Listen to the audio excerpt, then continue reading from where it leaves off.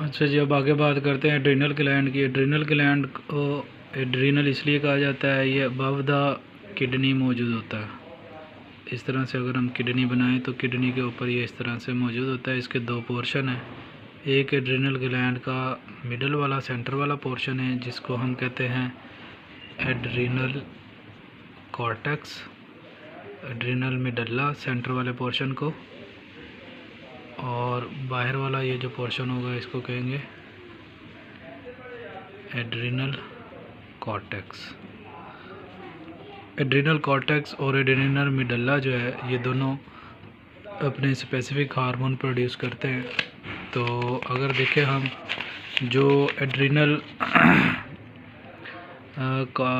Cortex है इसके अंदर से प्रोड्यूस होंगे एल्डोस्टेरोन, कार्टिकोस्टेरोन और कार्टिसोन, और इसी तरह से जो एड्रीनल मिडल्ला है ये प्रोड्यूस करता है एड्रीनलिन और नॉर एड्रीनलिन। तो ये दो पोर्शन हैं किडनी के ऊपर मौजूद होता है। अब देखें जो एड्रीनल मिडल्ला है इसमें से जो हार्मोन प्रोड्यूस होते हैं, एक है एड्रीनलिन। एड्रीनलिन जो है ये काम करता है बॉडी के अंदर सिंपैथेटिक नर्वस सिस्टम के साथ, जो बॉडी की स्ट्रेस सिचुएशन के अंदर काम करता है, इन्फेक्शन की हालत के अंदर काम करता है, इमरजेंसी सिचुएशन में काम करता है। तो ये काम क्या करेंगे कि ये स्केलेटल मसल्स की तरफ ब्लड की सप्लाई को इंक्रीज़ कर देते हैं। नंबर वन, ये क्या काम करते हैं, इंक्रीज़ करते हैं हार्ट आउटपुट, दिल की धड़कन को तेज़ कर देते हैं, और इसी तरह से इंक्रीज़ करेंगे blood flow towards skeletal muscles, यानी खौफ और लड़ाई की हालत में बंदा तेज़ भाग सके, दौड़ सके। स्केलेटल मसल्स की तरफ ब्लड को ज़्यादा फ्लो करवाएंगे ताकि वो मुसलसल कॉन्ट्रैक्ट रिलैक्स करके अपनी जो है वो लड़ाई को, फाइट को जारी रख सके। इसलिए इसको कहते हैं ये सिंपैथेटिक नर्वस सिस्टम की मदद करता है एड्रीनलिन। और इसी तरह से इसके साथ जो दूसरा मददगार हार्मोन है वो है नॉर एड्रीनलिन। तो नॉर एड्रीनलिन भी रीइंफोर्स करता है सिंपैथेटिक नर्वस सिस्टम की। तो ये क्या करेगा, रिड्यूस कर देता है, रिड्यूस ब्लड फ्लो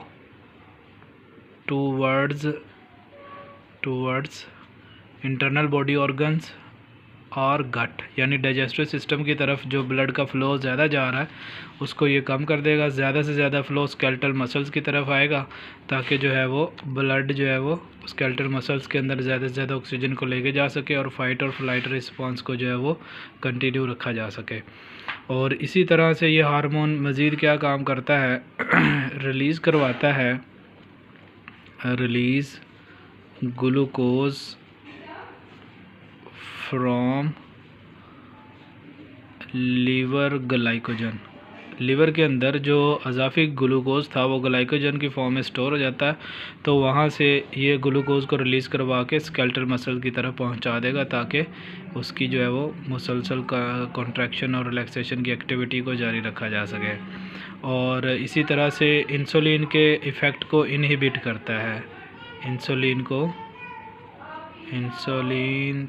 इफ़ेक्ट ये क्या काम करेगा, इनहिबिट कर देगा इंसुलिन के इफ़ेक्ट को। तो इस तरह से ये एड्रीनलिन अपना काम जो है वो करता है। इसी तरह से अगर हम देखें तो जो एड्रीनल कॉर्टेक्स है इसमें एक हार्मोन प्रोड्यूस होता है एल्डोस्टेरोन। एल्डोस्टेरोन ये किडनी में से, नेफ्रॉन में से मेटल आयन जैसे सोडियम है, पोटाशियम है, कैल्शियम, मैग्नीशियम वगैरह जो आयंस लॉस हो जाते हैं इनको रीएब्जॉर्ब करवाता है, रीएब्जॉर्प्शन करवाता है फ्रॉम किडनी के ज़रिए से, क्योंकि ये लॉस हो रहे होते हैं, ज़ाया हो रहे होते हैं, वहाँ से इनको रीएब्जॉर्ब करवाता है। दूसरा जो हार्मोन है कॉर्टिसोल, इसे हम नाम देते हैं। कॉर्टिसोल जो है ये ब्लड ग्लूकोज लेवल को जो है वो इंक्रीज़ करने में मदद देता है, ख़ास तौर पर जब प्रोटीन सिंथेसिस से इंसुलिन प्रोडक्शन स्टार्ट होती है। कॉर्टिसोल इसलिए इसको ग्लूकोकॉर्टिकॉइड कहते हैं।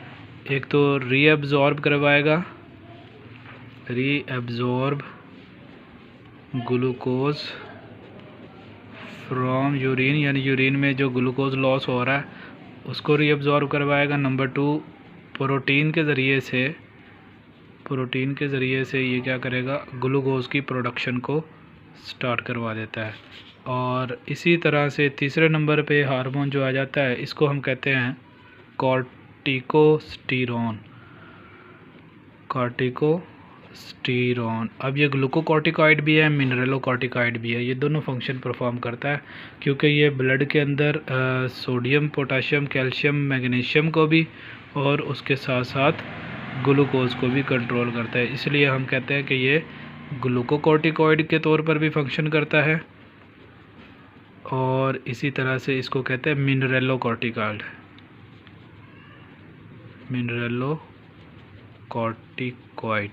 यानी ब्लड के अंदर मिनरल्स, आइंस के लेवल को भी मेंटेन करके रखने में और ग्लूकोज के लेवल को भी मेंटेन करके रखने में मदद देता है।